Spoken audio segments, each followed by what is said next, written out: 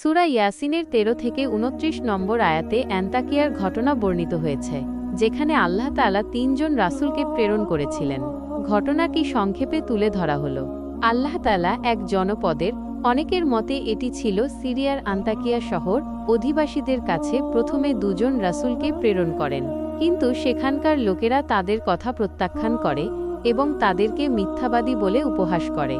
যখন রাসূলগণ তাদের দাওয়াত অব্যাহত রাখেন, তখন আল্লাহ তাআলা তৃতীয় একজন রাসূলকে প্রেরণ করে তাদেরকে শক্তিশালী করেন।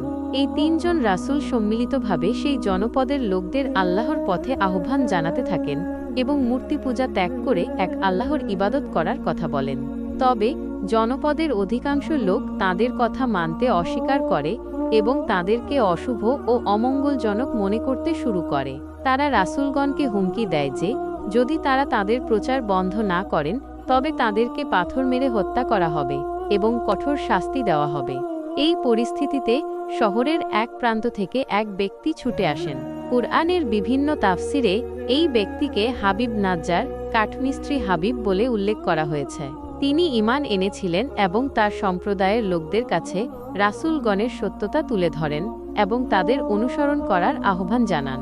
তিনি বলেন, হে আমার সম্প্রদায়, তোমরা রাসূলগণের অনুসরণ করো, যারা তোমাদের কাছে কোনো প্রতিদান চায় না এবং যারা সৎ পথে পরিচালিত। কিন্তু জনপদের লোকেরা সেই ঈমান আনা ব্যক্তির কথা উপেক্ষা করে এবং রাসূলগণের বিরোধিতা অব্যাহত রাখে। তারা এমনকি সেই ব্যক্তিকে হত্যা করে ফেলে।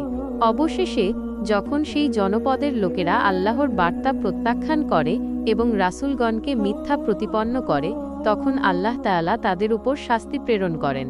কুরআনে বলা হয়েছে, আমি তাদের উপর আকাশ থেকে কোনো বাহিনী প্রেরণ করিনি এবং পাঠানোর প্রয়োজনও ছিল না। কেবল একটি বিকট শব্দ হয়েছিল, আর তখনই তারা নিস্তব্ধ হয়ে গেল। সূরা ইয়াসিন 29। এই ঘটনাটি সূরা ইয়াসিনে এই জন্য বর্ণনা করা হয়েছে যাতে মানুষ নবীদের প্রতি অবিশ্বাস ও অবাধ্যতার পরিণতি সম্পর্কে জানতে পারে এবং আল্লাহর পথে আহ্বানের গুরুত্ব উপলব্ধি করতে পারে।